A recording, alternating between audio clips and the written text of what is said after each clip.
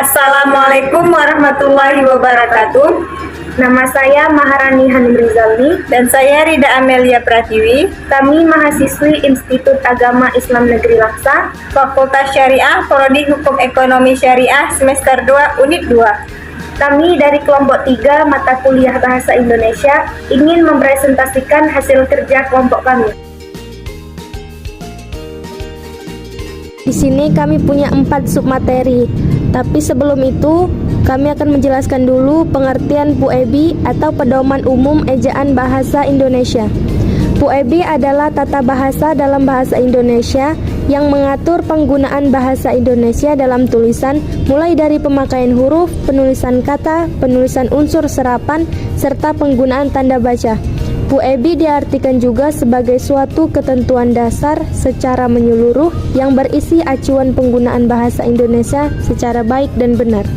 Kami akan membahas submaterinya. Yang pertama, pemakaian huruf. Nomor 1, huruf abjad. Huruf adalah tanda aksara dalam tata tulis yang melambangkan bunyi bahasa. Sementara abjad adalah kumpulan atau sistem aksara itu sendiri berdasarkan urutan yang umum dan baku dalam bahasa tertentu. Ejaan bahasa Indonesia terdiri dari 26 huruf abjad, yaitu huruf A sampai huruf Z. Yang kedua, huruf vokal. Huruf vokal adalah huruf yang pelafalan bunyinya dihasilkan oleh arus udara yang tidak mengalami rintangan dan kualitasnya ditentukan oleh 3 faktor: tinggi rendahnya posisi lidah, bagian lidah yang dinaikkan, dan bibir. Yang ketiga, huruf konsonal, yaitu huruf yang pelafalan bunyinya dihasilkan oleh menghambat aliran udara pada salah satu tempat di saluran suara di atas glotis.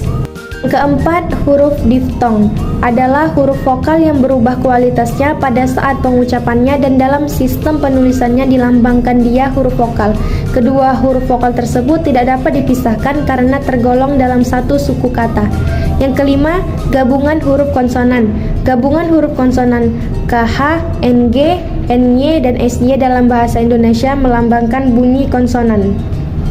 Huruf kapital adalah huruf yang memiliki bentuk khusus dan berukuran lebih besar dari huruf biasa. Yang ketujuh, huruf miring, yaitu huruf yang letaknya miring tetapi tidak sama dengan tulisan tangan pada kursif. Yang kedelapan, huruf tebal, yaitu huruf yang dicetak tebal. B. Pemakaian kata. 1. Kata dasar. Kata dasar dapat diartikan sebagai suatu kata yang menjadi dasar bentukan kata yang lebih besar dan bahkan menjadikan kata tersebut memiliki makna yang berbeda. Kedua, kata berimbuhan, yaitu kata-kata yang sudah berubah bentuk dan makna disebabkan pemberian imbuhan berupa awalan, akhiran, sisipan, atau awalan akhiran. Yang ketiga, bentuk ulang, yaitu kata dasar yang mengalami pengulangan hingga membentuk makna yang berbeda. C. Tanda baca.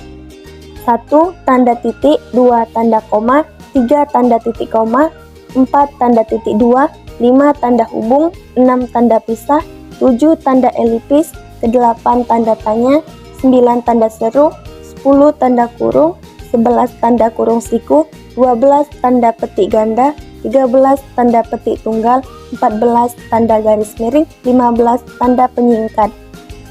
D. Pembentukan istilah. Istilah adalah kata atau gabungan kata yang dengan cermat mengungkapkan konsep, proses, keadaan, atau sifat yang khas dalam bidang tertentu. Kata Indonesia yang dapat dijadikan istilah ialah kata umum, baik yang lazim maupun yang tidak lazim, yang memenuhi salah satu syarat atau lebih seperti berikut ini. Syarat yang pertama, 1.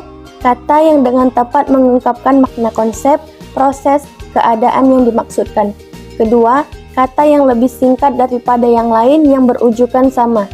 Yang ketiga, kata yang tidak bernilai rasa buruk dan yang sedap didengar. Aspek tata bahasa dalam peristilahan. 1. Penggunaan kata dasar. Istilah dapat berbentuk kata dasar. Jika bentuk dapat dipilih antara kata dasar dan kata turunan, bentuk kata dasar yang diprioritaskan dengan syarat bahwa konsep dasarnya tidak berubah. Kedua, proses pengimbuhan. Perangkat istilah pengimbuhan menunjukkan pertalian yang teratur antara bentuk dan maknanya. Yang ketiga, proses pengulangan. Istilah yang menggunakan konsep keanekaan, kemiripan, kumpulan, perampatan dapat dibentuk dengan reduplikasi. C. Sekian dari hasil kerja kelompok kami, lebih dan kurang kami mohon maaf. Wabillahi taufiq wal hidayah. Wassalamualaikum warahmatullahi wabarakatuh.